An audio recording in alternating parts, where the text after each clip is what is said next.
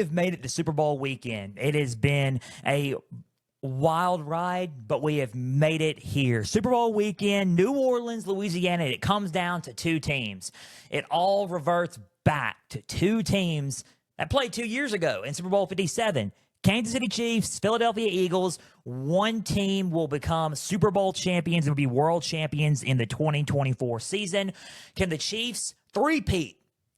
Can the Eagles make history with Jalen Hurts being another quarterback under 30 years old to get or multiple starts, but also get his first Super Bowl ring under the age of 30, along with Saquon getting his first Super Bowl ring, along with A.J. Brown and Devontae Smith? We're going to find out, and we're going to break down this game, preview and predict the Super Bowl, talk about it at the end of the show, and recap the Eagles season and the Chiefs season just to talk about how they got there. We're also going to discuss the latest coaching changes in the NFL. Buckle up. That's going to be a bumpy one, as well as the comments that Roger Goodell made about the officials. So you're probably thinking, Joel, quit talking about the officials, but we need to talk about the officials because it is a doozy, and it is something that I would like to add on those comments, as well as the trade talks heating up and rumors and requests being made by Myles, Garrett, and Cooper Kupp from the Los Angeles Rams. Let's go with Pigskin Frenzy. Guys, welcome to Pigskin Frenzy on this beautiful Thursday afternoon. Thank you for joining us. I'm Joel Norris. And whether you're watching on YouTube, listening on Spotify, listening on Podbean, listening on Apple, a big thank you for taking some time out of your Thursday to just sit back, watch, and listen to some NFL coverage presented by me. Now, if you're watching on YouTube, subscribe to the channel, like each episode, leave comments down below. Spotify, Podbean, and Apple, all you got to do is just share around with others and follow on there as well. X and Instagram at Pigskin_Frenzy. Follow a lot of the pages there. You're going to get episode updates. You're going to get news and highlights from across college and NFL football. You're going to get trivia questions on Instagram stories. Go and answer today's NFL question as well as all things of today for Pigskin Frenzy. Guys, the website's www.pigskinfrenzy.weebly.com. There you will find all things up to date for Pigskin Frenzy. Home and About Me page. Learn more about me as your podcast host. There is a contact info down below. Name, email, info. I will answer it on air or off air if need be. There's the platforms page. All the platforms that I just mentioned, you can click on that platforms page. You click on which one's your favorite listening style of the show, as well as store and affiliations, which is more on that coming soon for Pigskin Frenzy. And everything coming up to date with Pigskin Frenzy on the website. Guys, NFL Day today, Super Bowl Sunday. I'm happy that we're here. I'm happy that we're all here. I'm happy that we are now living in the moment. Super Bowl Sunday is here. Let's enjoy this, right? That's what we need to do, is enjoy Super Bowl Sunday. Enjoy that we're here, talking about what's going down in New Orleans, what's going to happen Sunday, Super Bowl halftime, everything, snacks to eat. It's going to be plenty of fun. If you're there, if you're at home watching the game, it's going to be fun. Super Bowl 59, second Super Bowl that we're covering here at Pigskin Frenzy. Chiefs and Eagles rematch. Going to be great. So we're going to get to that, and we're going to discuss how both teams got there. But we're also going to kick it off with something that is kind of making the headway and making the headlines, and we're going to start it with the trade requests that are being made right now. Not really trade request. One guy did not request a trade. He wanted to finish his season in Los Angeles, and we're going to get to that here in a little bit. But let's start with a guy that requested his trade first and actually did request a trade. News out of Cleveland, and this is huge for everybody in the National Football League. Myles Garrett has requested a trade from the Cleveland Browns, and we're going to discuss that now. GM and officials of the Cleveland Browns and the officials at the Senior Bowl said that we're not going to trade him. And then the headline became public that Myles Garrett had requested a trade. But the thing is, though, he did request a trade privately. He requested a trade privately, and it was under wraps until someone said something at the Senior Bowl and made it public.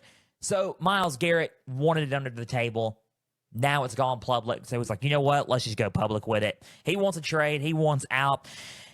My thoughts on it exactly. Everyone's going to ask, is it a smokescreen, Joel? Is it a smokescreen? Everyone's been talking to me about that. Is it a smokescreen? I mean, you could say and picture it being a smokescreen. Do I think that it is? No, I don't think it's a smokescreen. I mean, why would it be a smokescreen? The Cleveland Browns aren't making the best decisions right now. They had a 2-good-year period with Baker Mayfield. Then they traded him away and got rid of him and all this stuff. And look, and I'm going to be real on this. Ever since the Deshaun Watson trade, the Cleveland Browns have gone back to what they have been. Now, did they make the playoffs last year? Sure they did. Joe Flacco, the saving grace, coming from the couch to giving them to the playoffs. Thank you, and thank you very much. Thank you very much, Joe Flacco, as I continue to adjust my microphone. Let me get this adjusted. But as we just dive deep into it, there we go. As we dive deep into everything here, and I'm glad I adjusted my microphone here. As we dive deep into everything and just talk about it, man, Myles Garrett is a championship level edge rusher.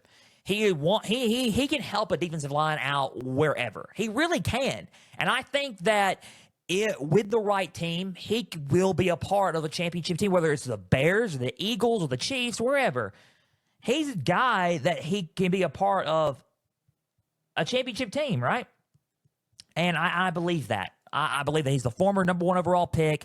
He's a defensive player of the year. He's done it with the Browns. The Browns had the number 1 defense last year.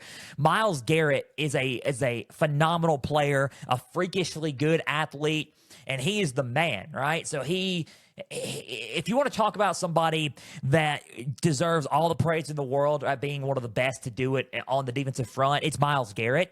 Myles Garrett deserves to be on a championship team. I wholeheartedly believe that. Now, is it smoke screen? No, it's not smoke screen in my eyes. It could be to get him some more money and have him be the highest paid contract out there. But if you want to look at it in a sense of, dude, he wants to have more money. I mean, you could say that, sure, but does he really want more money, honestly? Or does he want to win a ring? He's gotten a lot of money. He's been paid a lot of money through the Cleveland Browns organization. I think what Myles Garrett wants is to be on a contender or a team that's turning into a contender to get him to the next level. I think that's what Myles Garrett really wants. And it's looking like it could happen. The Browns do not want to trade him. I think they will have no other choice but to trade him. I think he wants out. He's going to get out, and he's going to get what he wants. So I think Myles Garrett being traded is the most likely option, and I think that it will happen. To who exactly?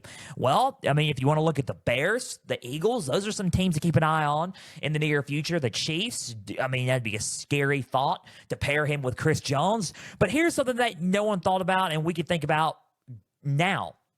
What about Aiden Hutchinson and the Detroit Lions, pairing him with them? You want to talk about a cheat code? Getting Myles Garrett and getting Aiden Hutchinson, one on one end, one on the other end, that is a nightmare scenario for every offensive line and for opposing quarterbacks. Say a prayer if that happens. I'm just going to let you know now. Say a prayer if that happens. Myles Garrett has requested a trade. Let me know what you guys think on the comments down below. Comment on YouTube, comment on Instagram or on X where Myles Garrett is going. It's at Pigskin_Frenzy on YouTube. It's at Pigskin Frenzy Podcast. Let me know where you think it's going to, where we're going on YouTube and all the comments down below where Myles Garrett could go, or where would you like to see him go? Or if you'd like to see him stay in Cleveland. I think a lot of people would want him to go elsewhere, but let me know in the comments below. Now let's get to one that nobody asked for, and no one, and Cooper Kupp didn't even ask for it. It's Cooper Kupp. The Los Angeles Rams are now in talks to trade Cooper Kupp. And Cooper Kupp did not want this. He wanted to stay. He wanted to be a franchise player for the Los Angeles Rams. He's won a Super Bowl with the Rams. He was an offensive player of the year in 2021 with the Rams. And he wanted to stay and be a franchise player for the organization. Now, the Rams do not see it as such.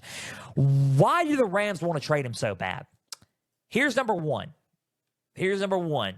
The injuries. The injuries have started to pile up in Cooper Kupp's career, especially after winning Offensive Player of the Year. And during Offensive Player of the Year, he had a few bumps and bruises, but not like this. He's had concussions, knee injuries, and so forth. Arm, just a bunch of wrists, a bunch of injuries that have piled on for Cooper Kupp. So I think the injuries are starting to become a concern, and they're paying him a lot of money because of those injuries. I think that's the primary concern for Cooper Kupp.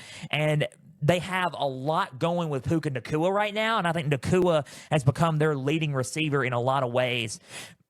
For less money, And not only less money right now, you're gonna have to pay Nakua regardless in the future. But that's a whole other conversation. But they're paying him a lot less.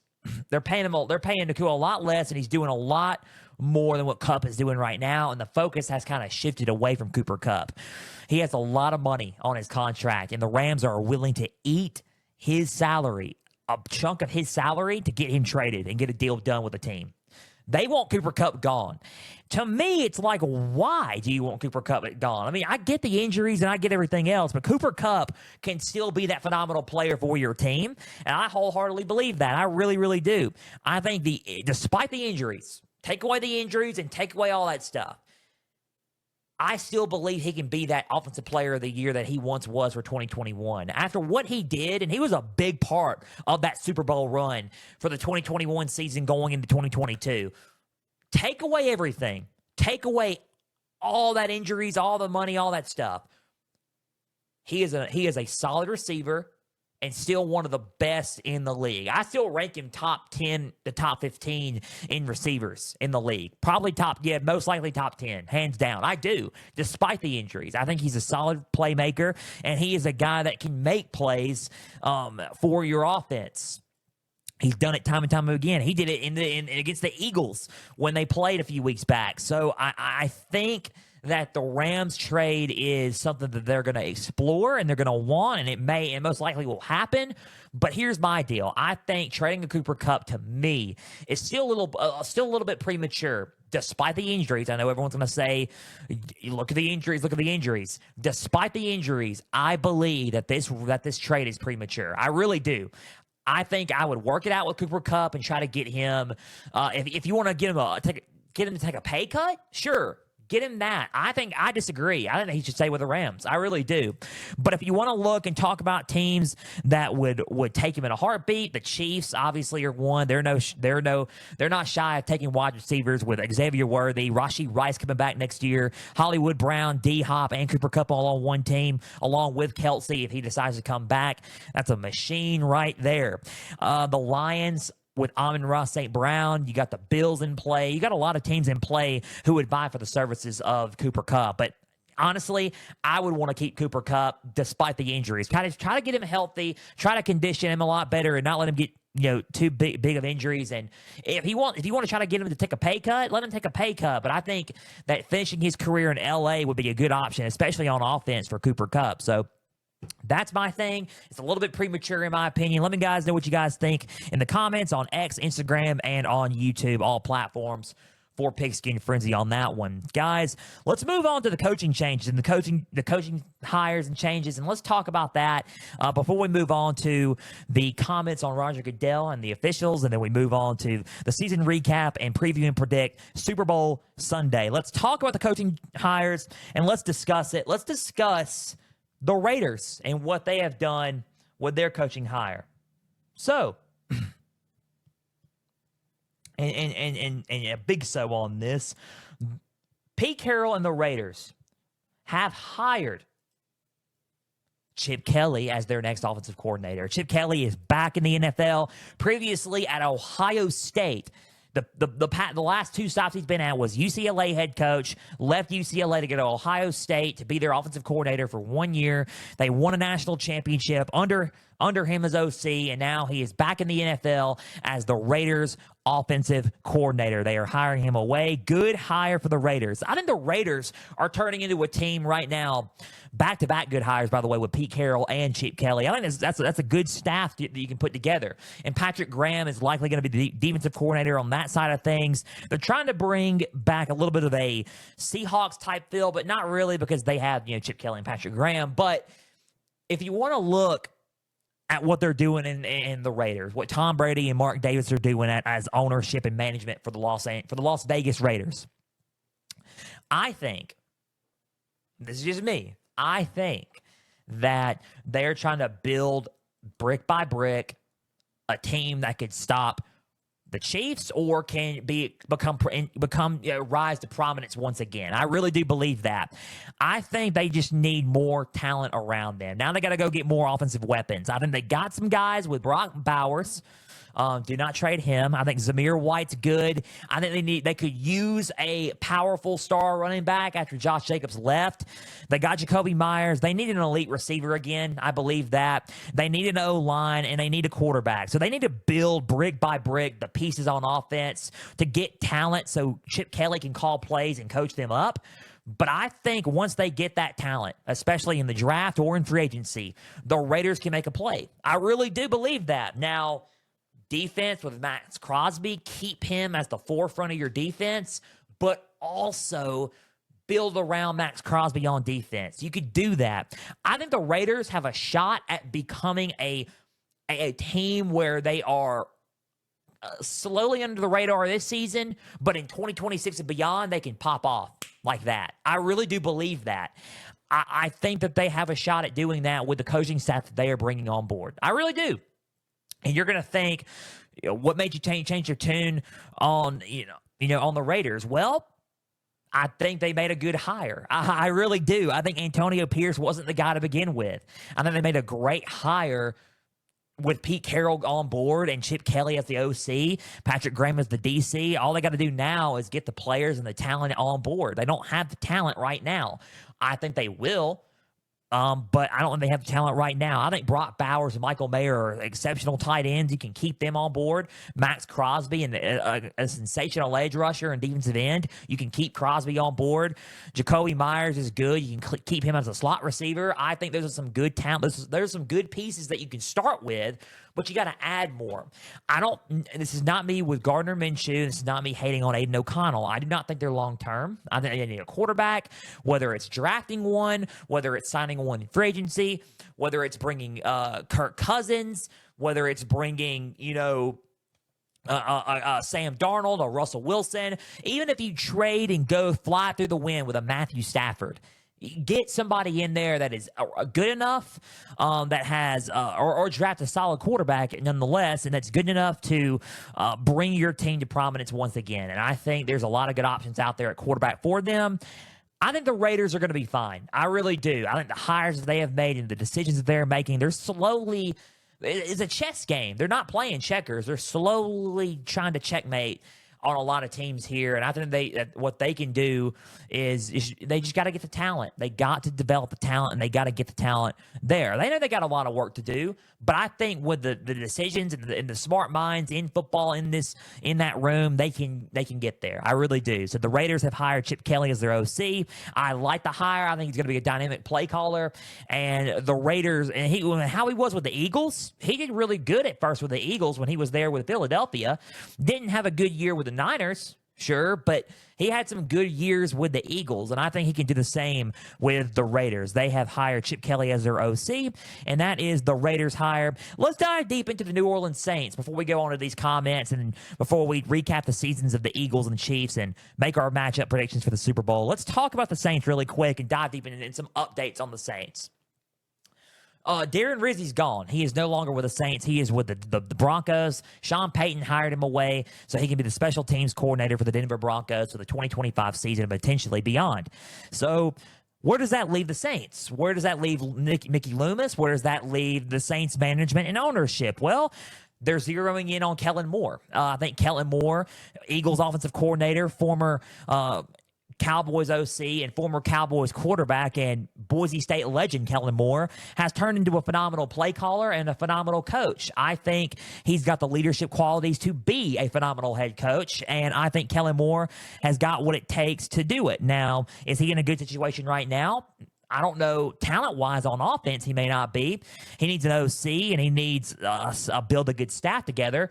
But I think what right now the process is they want him, and they're likely going to meet with – they've likely or are meeting with him now due to being in New Orleans for Super Bowl weekend with, the Eagles are being in Super Bowl weekend. He's likely meeting with them, and he's also trying to coach his team up for a Super Bowl. So, we'll see about that, and we'll see how that goes. But they are likely going to hire him after this Super Bowl. Jalen Hurts and the rest of the offense and the whole organization wants to wait and try to meet with Kellen Moore about the decision. But I think that, honestly, if I had to place money, that Kellen Moore is looking like he's going to be the next head coach of the New Orleans Saints. And I think that it's a decent hire if it's made. I think that he's got a lot of work to do. I mean, defensively, he's got a lot of work to do. I mean, defense is going to be a lot better off than the offense right now, to say the least. I think that right now he's got to go in there and analyze the situation at quarterback. Is Derek Carr the true future of this organization at quarterback? Or is it Spencer Rattler? Or is it somebody that they got to bring in, or draft, or bring in through free agency? Is it, or trade for? What are the pieces at wide receiver, just besides Chris Olave or besides anybody else, Rashid Shaheed or anybody else? Are we going to lower Alvin Kamara's contract? Or, I mean, there's a bunch of things that you can discuss on offense with this team. A lot of fireworks, a lot of things are in New Orleans right now that you got to look into, and a lot of things that are on the to-do list to look into if you're taking this job, right? So if I'm Kellen Moore, you have to go with it with and if I'm not just Kellen Moore, if I'm Mickey Loomis in management, and if I'm ownership, you have to look at Kellen Moore as don't look at him as a one and done. Look at it as he's a first-time head coach. He's got the leadership qualities to be head coach. To me, he does, in my thoughts. Give him another chance next season. This season is not going to go how we expect it's going to go. Point blank. I'm just going to be real. I think when Kellen Moore takes the job of the Saints job, the Saints are either A, going to barely make the playoffs, or B, not make the playoffs at all. That's a bold take, but you got to think about it, and you got to think, okay, look what we're working with. You have to have that mindset. I don't expect a lot of teams who are drafting this year in the draft and are trying to hire coaches and rebuild, I don't expect them to make the playoffs. Or they're either going to come close to make the playoffs, but not real. I think the closest team that's going to make the playoffs that has hired a new head coach is the Chicago Bears. I think Ben Johnson and what that situation is, he went into a really good situation there. I think the Saints is a little bit rusty. A little bit rusty in terms of we don't know the situation going on there with quarterback. Who's the future there at quarterback, running back, receiver?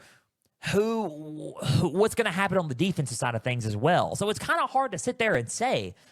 It's almost like the Saints really do need a total rebuild, and it starts with Kellen Moore.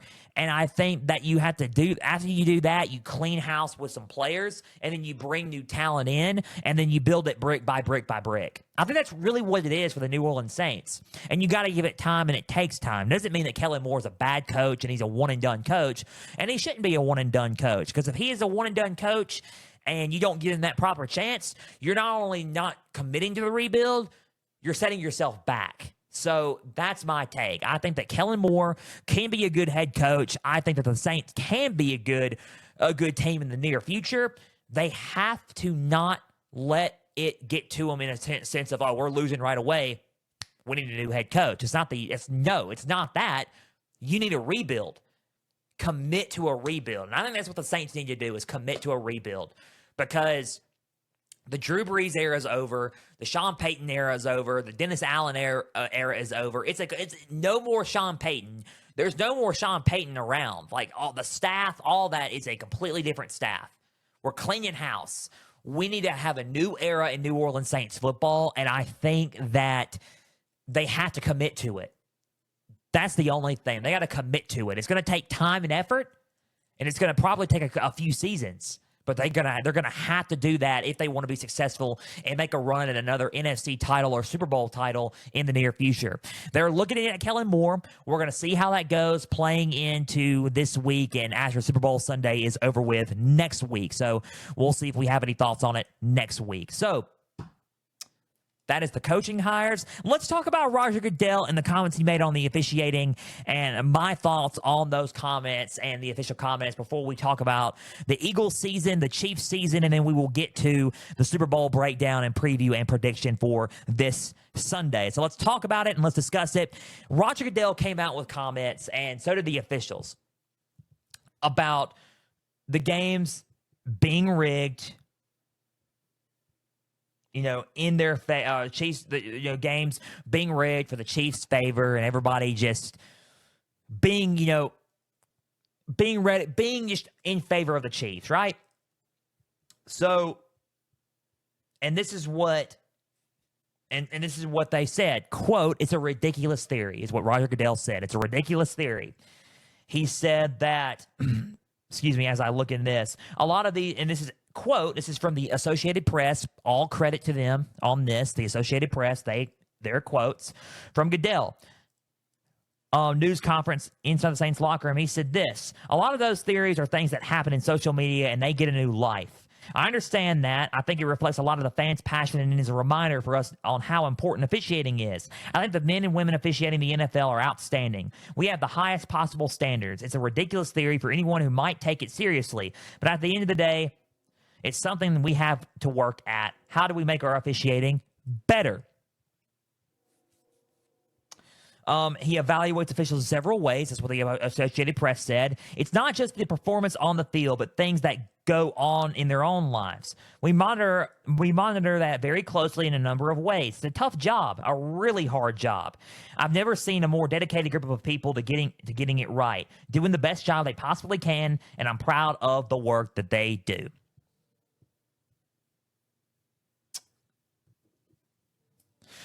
So, let's unpack this. Number one, for me, and I've tagged Roger Goodell, I've tagged a lot of people in my Instagram clips and on X, and this will probably turn into an Instagram clip, an X clip. So keep up to date with us on X and Instagram at Pigskin_Frenzy. Follow and like our content. Guys, big thank you. Also, 4,500 listeners who listening to Pigskin Frenzy. But let's talk about this. Let's unpack this. Roger Goodell said all these things, and here are my thoughts. At least for anybody else. I'm not speaking for everybody else. I'm speaking for Joel Norris and Pigskin Frenzy here. Nobody, and now this is not me talking about the rigging of games and the Chiefs and all of this. This is talking about officiating. Because this has happened in more than just Chiefs games. This has happened in a lot of games. This happened in the NFC Championship game with the Commanders and the Eagles. It's both ways. The Commanders and the Eagles should have gotten a foul for that altercation with A.J. Brown and Marshawn Lattimore. Brown ripped his helmet off, but the Commanders are going to get flagged and the Eagles aren't. They're standing right there. I mean, how are you not going to say that? How are you not going to call that and not see that? They're coming up with ways and new techniques for officiating. What they need to do, and this is nothing against the officials. The officials have come out and, quote, the union has said this, in air quotes, it's insulting, these comments. It's insulting. Goodell saying that we're trying to get better. I'm just rubbing my eye. I apologize. That they're coming out to get better. We're trying to get better, right? We're trying to get better with this. That's what they're saying. Then why has nothing changed? Mic drop right there. Why hasn't anything changed?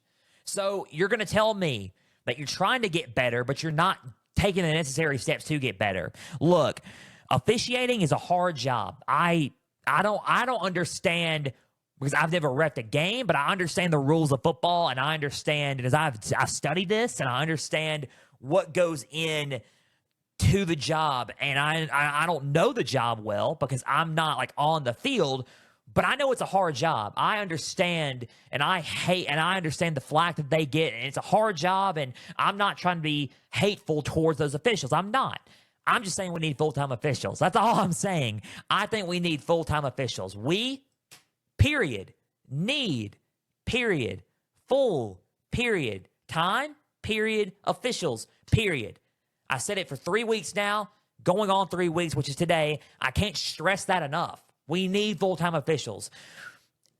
It is quite mind-boggling that they're not looking at that.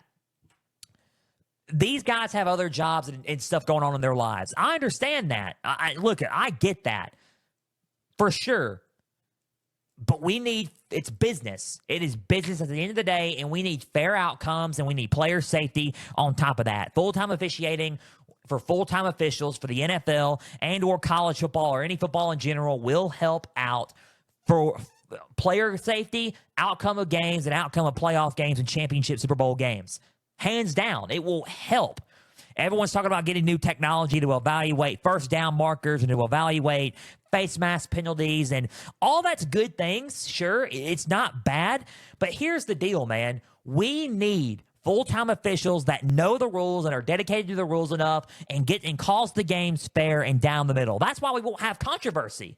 Will there be controversy either way? I think so, because fans are going to get mad if the outcome isn't how they want it. They get beat, they get beat. Now, there's some officiating crews that do a heck of a job. I'm not saying that. But we need full-time officials because the officiating has gotten worse and worse each year.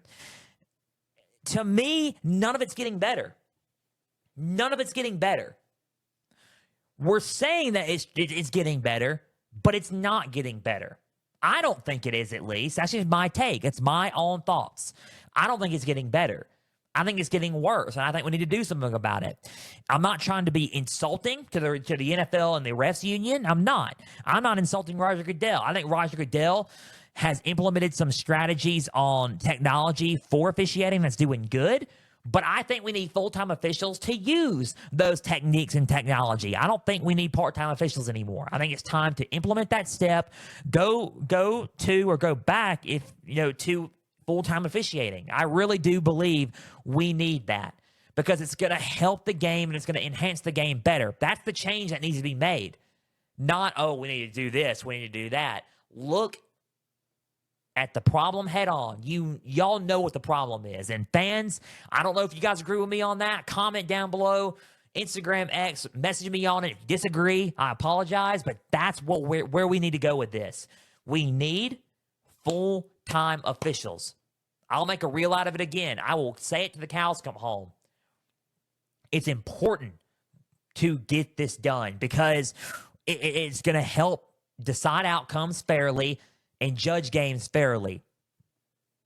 You want to stop the claims of it being rigged, then hire full-time officials. You want to stop all those claims and those theories and not let it be insulting to the league, you need to hire full-time officials. Comment down below on X, Instagram, YouTube. Comment and see what you guys' thoughts on that. At Pigskin_Frenzy and on YouTube at Pigskin Frenzy. So follow along and subscribe on all platforms. That's all I got to say. I don't know if I got a sneeze or not. And I did sneeze. Gosh bless me. Glad I did that out of the microphone. Hopefully that's not into a reel. So, guys, let's dive deep into the Super Bowl and let's talk about the game itself. We got over the news. We got over the hump. Let's talk about Super Bowl Sunday, and let's dive deep into the season recap for both the Eagles and the Chiefs. And the quest began last year, so let's just kick it off with that. Kansas City Chiefs. The quest began last year. And Sunday, history will be made, regardless. I mean, it's going to be a three-peat or it's going to be a first-time winners at a younger age before 30, right? It's going to be one of those two. And history will be made. The Chiefs won back-to-back Super Bowls in Las Vegas last year, Super Bowl 58, with Tony Romo, Jim Nantz. I don't know Jim on the call for Super Bowl 58 on CBS. And they called the game. It was back-to-back. Mahomes stood on, and this is in pregame meetings before the Super Bowl 58, before the Niners game. They wanted a three-peat. They won back-to-back, and on the stage, there was a mic'd-up Mahomes that says, we want three. We're not done. We want to make history. We want to be the first team to ever three-peat a Super Bowl.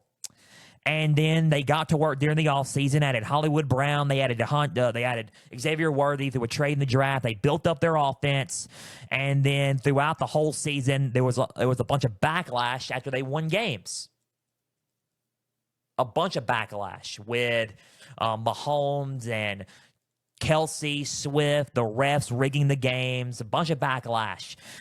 They won the Ravens game narrowly. The AFC Championship rematch from last season, they won that game narrowly by a toe tap. Out of bounds. Isaiah Likely was out of bounds, and the Chiefs won it that way. beat the Ravens week 1, played the Bengals week 2, and they beat the Bengals week 2 after a controversial penalty on the Bengals to end the game. Harrison Butker kicked the game winner. They went undefeated midway. They played the Broncos. The Broncos were going to kick a game-winning field goal, blocked it, and they just found new ways to win. The offense wasn't perfect. Mahomes wasn't perfect. Mahomes did not have – this was his worst season statistically in a season out of being in the NFL. Multiple-time MVP winner, Super Bowl MVP, and Super Bowl champion Mahomes.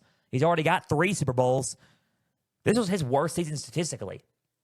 But the defense and Steve Spagnuolo came in and just found other ways to win. Through defense and through playmakers, they found ways to win. That's just because Andy Reid and coaching and the staff, they're just a good staff and a good coach. Probably Andy Reid, most likely, if not, he's not one, if not the best coach of all time in the NFL in its history. Then the Bills came along and gave them their first loss in Orchard Park. They ended up losing later in the season to the Denver Broncos after winning the first round bye in the playoffs. They ended up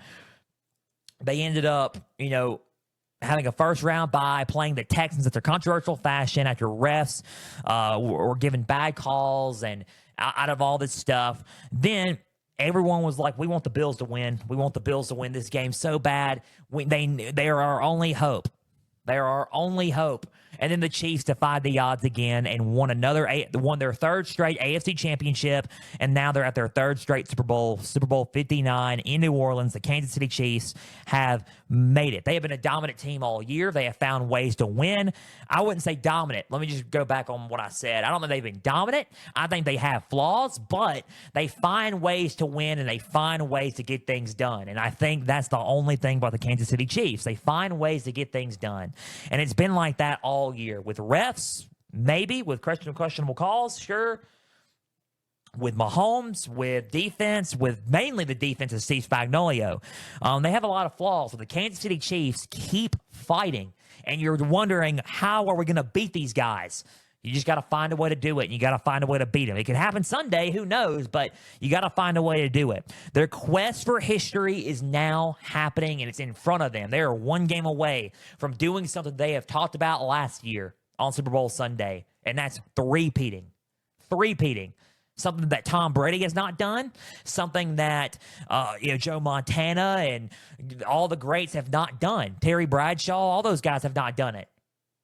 Jim Kelly could have done it, but he didn't do it. Patrick Mahomes and the Kansas City Chiefs and Andy Reid are figuring out a way to possibly do it Sunday night. Kansas City Chiefs are in it. Their recap, that was their season recap pretty much. But there was one team that me personally, I didn't expect to get in because I thought the Chiefs could have gotten in. There's one team on the NFC side of things that I didn't think they were going to get in, and that's the Philadelphia Eagles. I thought that this was the Lions' year. Let me just point blank say that. I thought this was the Lions' year. I thought this was going to be the Lions' year to represent the NFC and go to New Orleans to play in the Super Bowl. I was shocked when they lost in the playoffs and got eliminated early. I thought the complete team was the Lions, but they kept getting hurt, and then everyone kept telling me, look at the Eagles. They're the most complete team in the playoffs, and they're the most complete team remaining in the NFC, and they were. They proved it in the NFC Championship. They played the Packers in Brazil early on, and this, if you want to rewind the clock back to last year, really their 2025 season started in the wild card matchup against the Bucs. They got blown out by the Buccaneers. Got absolutely destroyed. Nick Sirianni, his head coaching job was on the line, and Howie Roseman and everybody said, we're going to keep him, and we're going to see, and we believe in him, and we know that he can bring us back to the promised land. We're just going to get new coordinators. So they cleaned house, and I said that. They need to work on their defense, especially the secondary, and work on their offense because it was not good. So they hired away offensive coordinator Kellen Moore from the Cowboys to be their offensive coordinator for this year. So Kellen Moore on offense. They got Vic Fangio from the Dolphins to come to the Eagles to coach their defense, coordinator for the defense. Their defense has been stout since week 1, and their offense has been stout since week 1. But what's their secret weapon in all of this? There was a big signing at the during the free agency of 2024, and I said that if the Giants let him walk, they were going to pay for it, and they did let him walk, and the Eagles jumped on it at the right time. The Eagles signed running back Saquon Barkley, and now he is an MVP candidate, and he is an Offensive Player of the Year candidate for NFL Honors tonight, which is NFL Honors is tonight on Fox. So tune into that on Fox tonight. Saquon Barkley, I said that when signing with a new team, especially with divisional rival Eagles, because he signed with an NFC East rival, he stays in the East with the Eagles, I said he was going to pop off. He was going to become the best running back in this league, and that he was going to let the Giants pay for it. And guess what? He sure as heck did. They paid for it, and I was right. 100% I was right. I said he was going to pop off when he walked, and if you let him walk, he's going to make you pay for it. And I said that when he was still with the Giants, and I was right. And he has popped off. Since week 1, he has dominated the league. The the Eagles have won games. They beat the Packers in Brazil. They won and kept winning, and ran the ball a lot. Saquon Barkley has had a 2,000-yard season, pretty much on the verge of doing, if he gets 240 yards in the Super Bowl, he will have a 3,000-yard season, something that a lot of people probably no one has done and has accomplished in history of the sport. He could go down as one of the best running backs of all time Sunday and win a Super Bowl if he gets 240 yards. Going to be kind of hard to do against that defense, but still. And they're doing this, and they're going to the Super Bowl and have a history record here of barely throwing the ball. 200-plus passing yards and fewer yards per game. Fewer passing yards per game. They have a chance to make history at being one of the only teams to have 200 or less yards per passing game each game to win a Super Bowl. That would be insane for the Eagles. The Eagles need to establish a balanced passing game to set up the run. They have A.J. Brown, they have Devontae Smith and Dallas Goedert, but they haven't thrown the ball as much because they've been running it. And it cost them a few games. There have been some bumps. Yeah, sure. There's been some bumps. The Commanders, the Commanders in December 22nd. There's been some bumps and bruises, losing a couple of games. For example, they played the Rams. They beat the Rams. They had some bumps and bruises with playing bad against the Ravens, against just a bunch of teams. And they needed to throw the ball. And you're wondering, why can't they throw the ball? Why aren't they throwing the ball? They can throw the ball. They just have a secret weapon in Saquon, or not so secret weapon in Saquon Barkley. So they use him majority of the games because he's been winning their games single-handedly. But it showed later in the year, all the talk got to him. Are you going to throw the ball? Because if you don't throw the ball, then how are you going to get to the Super Bowl? That talk quieted down quick once they got to the playoffs. They were a little bit rusty in that Packers game throwing the ball, but they threw the ball quite well against the Rams and the Commanders in the NFC Championship game, and they proved all the doubters wrong once again, that they are an elite team and that they are back in the Super Bowl and that they can throw the ball to set up the run when need be. Jalen Hurts has been silencing the doubters all year. He's not a top 5 quarterback. He's not a throwing quarterback. And he is trying to do what he did in Super Bowl 57, and that's put on an epic performance. But this time, change the result and rewrite history and win the Super Bowl this go-round. Jalen Hurts, besides me, because I've never said anything bad about Jalen Hurts. I think he's a heck of a quarterback. He can throw the ball really, really well. I'm just saying that they needed to throw the football. They needed to throw it. They have to throw it to win. I never said anything about his throwing ability and his decision-making ability. He is a superb quarterback. A top 5 quarterback if he wins Sunday.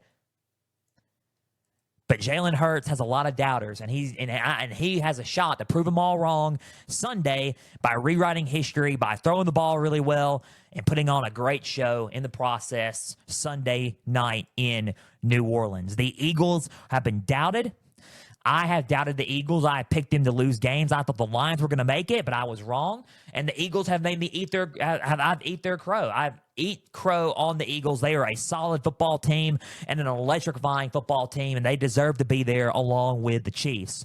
That was the Eagles recap of their season. That was the Chiefs recap of their season. Guys, let's preview and predict this Super Bowl matchup to conclude this episode of Pigskin Frenzy. It's Super Bowl Sunday. It's not a long episode, I know, but let's talk about the Super Bowl and let's discuss Super Bowl Sunday for this Sunday night on Fox, 6:30 Eastern, 5:30 Central on Fox and on NFL Plus. Stream it on NFL Plus. Super Bowl 59.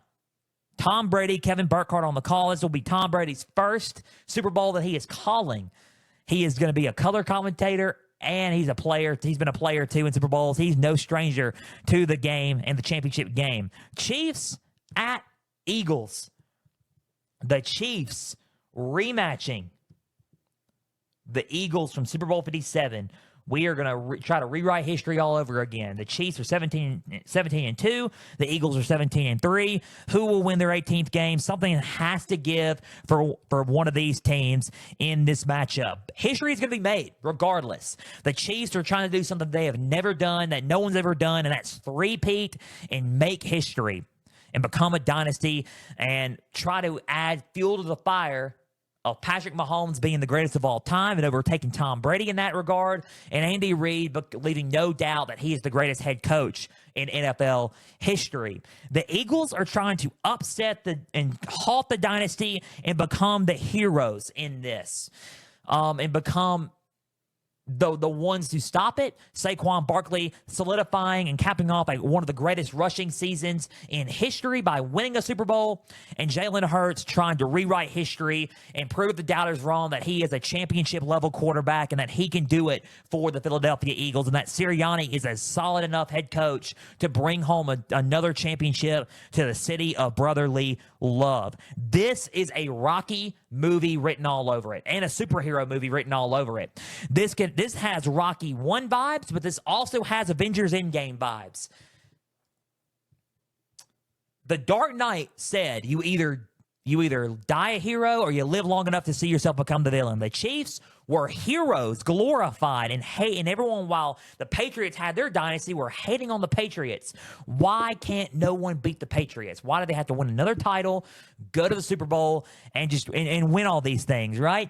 Patrick Mahomes, now, it was one of those guys. He quoted it this week in the media days for Super Bowl that he was one of the people that hated Tom Brady and the Patriots, and he did not like them winning at all, but now respects and loves the Patriots and Tom Brady because he's a part of what the Patriots did, because now the Chiefs are doing what the Patriots have done. They were heroes. Everybody rooted for them. Now the fans are tired of seeing them win, which I'm not one of them. I like seeing the Chiefs win. I think it's a really, really cool thing to see. And now they are glorified in media, in culture, in sports world as the villains of football and professional football. They are glorified as the villains. And they are now not embracing the villain role, but they're embracing who they are as a football team, and it's bringing them together as a football team to try to three-peat. Everybody else is glorifying them as the villains of the story, and Travis Kelce wants to embrace the villain role. So they are the heels of football.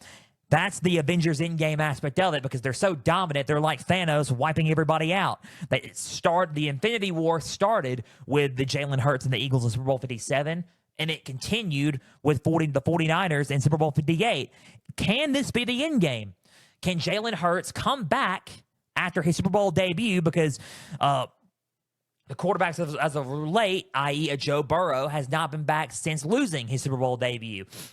Purdy hasn't been back since his debut, right? Which was last year, I know, but Jalen Hurts has. Jalen Hurts seems like that guy that's not going away. So it's really just when you look at it and you see it, you're like, is he the Iron Man to Mahomes is Thanos? Can he stop the three-peat and be the hero and the in-game hero that everybody wants? Is he the, hey, on your left, right? In-game moment, for the Philadelphia Eagles? Can the Eagles be the in-game moment and stop the Kansas City Chiefs from three-peating? A lot of factors to decide it. They are undefeated when Taylor Swift's there. A lot of those players are not used to losing in the Super Bowl and losing playoff games in general. That's just how great and how dominant the Chiefs have been with Mahomes as their quarterback and as their head coach, with Andy Reid as their head coach. One of the greatest coach and quarterback duos in the history of the sport so far. You either die a hero or you live long enough to see yourself become the villain. That's what we're seeing. Is it going to be an in-game story, or is it going to be a Rocky 1 story where the Eagles fight like Rocky Balboa to win the world title, or they're just going to come short and Apollo Creed retains the championship once again? What movie and what film is Super Bowl 59 going to be like? That is what I'm wondering, because it's a bunch of different scenarios that you can come into play with this game. You have a lot of factors coming into this game. So let's discuss it and let's dive deep into the keys of this game, because I'm excited about this ball game. The Chiefs' keys are pretty simple. Number one, you have to slow their running game down. Philadelphia is second in rushing offense in the NFL. Kansas City is eighth in rushing defense in the NFL. So they have a solid rushing defense, and they have a solid defense. Steve Spagnuolo has to lean in on number 26 in Kelly green, or in white, whatever they wear. I know they're wearing green, but whatever green that he is wearing, you have to utilize and playing around Saquon Barkley if you're playing against him. That's been like that all year. And the Steve Spagnuolo, I know, is a solid coordinator that's most likely got a plan to try to combat what Saquon Barkley and this rushing attack brings. You have to slow down that running game. You have to do it. If you're Steve Spagnuolo and this Kansas City Chiefs defense, it's the number one key in this game to win this ball game into three-peat. Number two, win on third down. Kansas City is third in third down conversion rate in the league. They are solid at winning the battle on third down. They convert on third down well, and they are in the high 40% mark in converting on third down. They had to convert on third down. They had to keep drives going and to tire out that Eagles defense. So that Eagles defense is pretty solid. They have to do that in order to win and in order to hoist a Lombardi Trophy for a third straight time. And number three, win the line of scrimmage battle. And not just because of their defensive line, because the main battle that everyone's going to look at when the line of scrimmage battle is their offensive line. Is the defensive line for the Chiefs and the offensive line for the Eagles. That's the main battle. But I think that the Chiefs offensive line has to step up. They have been a kind of a flawed group and kind of a downhill kind of thing for the Kansas City Chiefs in this. And I think that they have been a sort of a problem for the Chiefs. I mean, they have not helped them at all in a lot of ways this year, and I think that's the big component in this line of scrimmage battle. So number three, win the line of scrimmage battle and out-physical them up front to win the ball game. Those are the Chiefs' keys to win this game. Let's go with the Eagles' keys, and let's talk about what the Eagles need to do to secure the World Championship and the Super Bowl trophy here Sunday. Number one, obviously, it's the vice versa of the Chiefs' keys here. Number one, establish the running game with Saquon Barkley. Saquon Barkley's got to have a breakout game. And not only that, Jalen Hurts has to run the ball as well. In Super Bowl 57 2 years ago, Jalen Hurts did a lot through the air. He did great through the air, but he also on the ground ran the ball well. He ran the ball well, and that offensive line has blocked for him well in running. So if he does some quarterback powers and some quarterback reads with Saquon Barkley, that would help too. So if Jalen Hurts uses his legs, watch out if you're the Chiefs defense. So establish the running game with Saquon Barkley, obviously, but establish that running game with Jalen Hurts and try to confuse Steve Spagnuolo and that Chiefs defense as well. So establish the running game if you're the Eagles. And number two, to set up that and to set up the run with Hurts and Barkley, you have to throw the ball and establish that balanced passing game like you did against the Commanders. Throw it like you did against the Commanders. You have been not a good throwing team all year, but only because you have decided not to throw the ball as much. But throw the ball well and secure it well so you can set up the run and to tire out and weaken that defense up. I know that the Eagles can do it because they got solid playmakers like A.J. Brown, Dallas Goedert, and Devontae Smith. They have those playmakers. They can do it, but you just got to do it. You know what you can do. use the tools necessary to do it, to set up your run and to tire that and to confuse and trick Steve Spagnuolo's defense. It's going to be hard, but you have the tools to do it. Number 3, win the line of scrimmage battle. That's the final key. Win the line of scrimmage battle. If you can win the line of scrimmage battle, and if you can out-physical them up front, on the line, and on the defensive front of things too, if you can get to Patrick Mahomes and sack him as well and win the line of scrimmage battle, you can hoist up that trophy, because all those things are the ingredients necessary to win the whole thing and to upset and halt and end put a halt to the dynasty and three-peat and halt the three-peat of the Chiefs and win the Super Bowl Sunday if you are the Eagles. Those are the keys for the Eagles. That was the keys for the Chiefs. The questions that I got for both teams. Number 1, this is for the Eagles, can Saquon Barkley have a dynamic game like he's had all year? The Chiefs defense and Steve Spagnuolo are a tricky bunch because they find a way to get things done defensively. They really do. So can they figure out a way to run all over that defense? James Cook did a good job, but they didn't utilize him well. Saquon Barkley will be utilized well if you're the Eagles. They will do it. They're going to run the ball with Saquon, and Saquon will be a force in this game. Can he be that dynamic force in the game like he was against the Commanders and against the Rams? Can he be that guy and like how he was all year? That's number 1. Number 2, can they establish that balanced passing attack to set up the run? I think that's going to be a big question there, and I think they need to do that in order to win this game. Number 3, can Jalen Hurts find a way to get it done with his legs? I think if he uses his legs like he did in Super Bowl 57, he can get it done. I think that Saquon's going to help him out in the running game as well. So if they can get that going, and if they can win the line of scrimmage, that's another question. I think that the Eagles can find a way to win this game. Those are the questions that I got for the Eagles in this game. Number 1 for the Chiefs, is the offensive line going to be able to hold up? That's the number 1 question I got for the Chiefs. The offensive line has to hold up. Number 2, the line of scrimmage battle. Can they win the line of scrimmage battle with the offensive line? Because the Eagles have a solid defensive front with Brandon Graham, all those guys. Can they hold up on the line of scrimmage and win the line of scrimmage battle defensively as well against a top-notch offensive line led by Lane Johnson? That's number 2 for the Chiefs. Number 3 on this. Can they find a way to get it done? Not just on the ground, but can Mahomes play a good game full 60 minutes?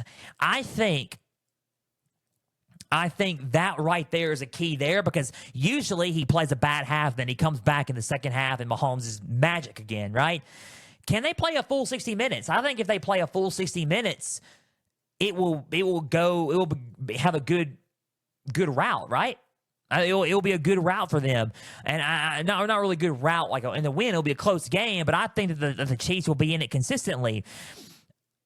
I think this is the game where they need to play that Mahomes needs to have a full 60 minutes, and this Chiefs offense needs to have a full 60 minutes of good preparation and good style of play. Not a bad second half, not a bad first half where they come back in the first half or in the second half and try to use the magic. This is not the game where they need to do that, because the Eagles are a dangerous football team. And they know what happened last go round, and they know that what's going to happen is they are going to try to, maneuver that and, not this time kind of thing, right? So that's one question that I got. And the last question that I have is, can they truly stop Saquon Barkley? I think that's a question on everybody's mind. Can they truly stop Saquon Barkley? Are they going to find a way to win this game on defensively? And that poses the question there, because if you want to try to win this game defensively, you're going to have to stop Saquon Barkley. And can they truly do that? I don't know if anybody that really can.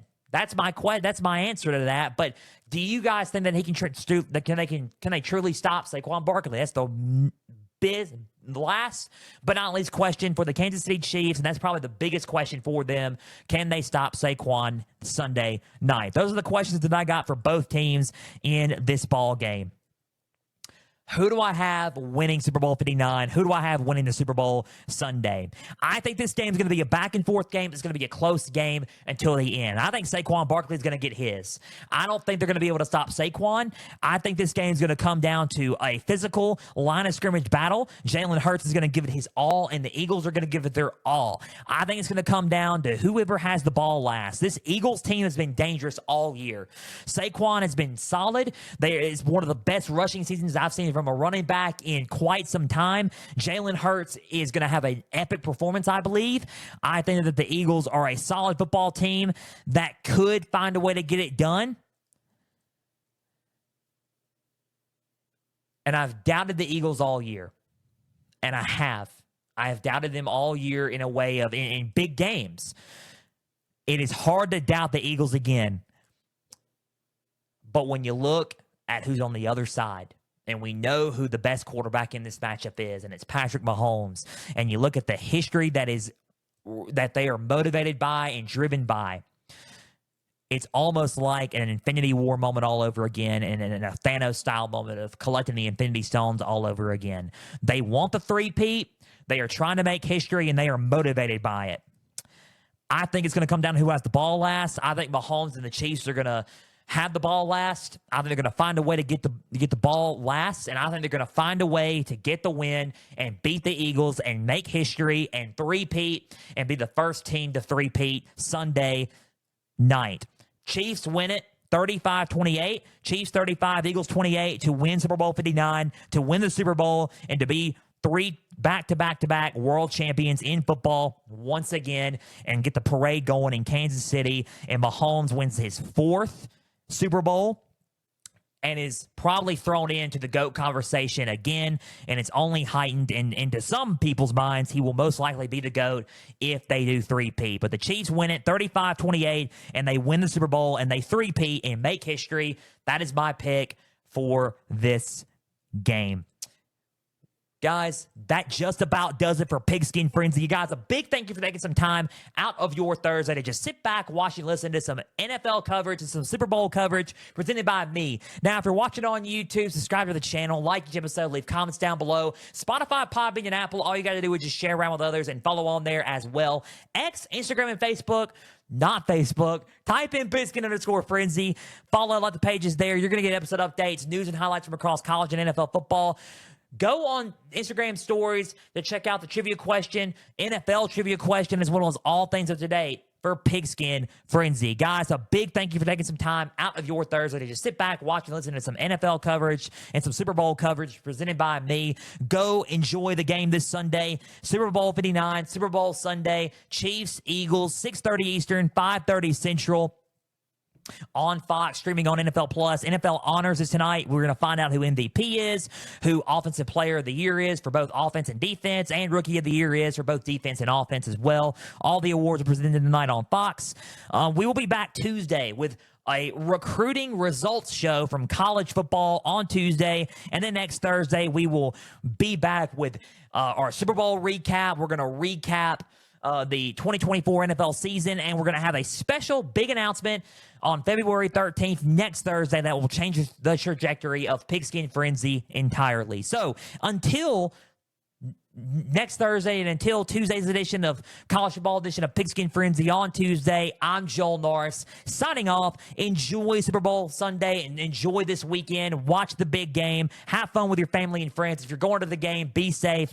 As always, stay the course. We're praying for you all. God bless you all. Enjoy this weekend. And as always, once again, stay the course.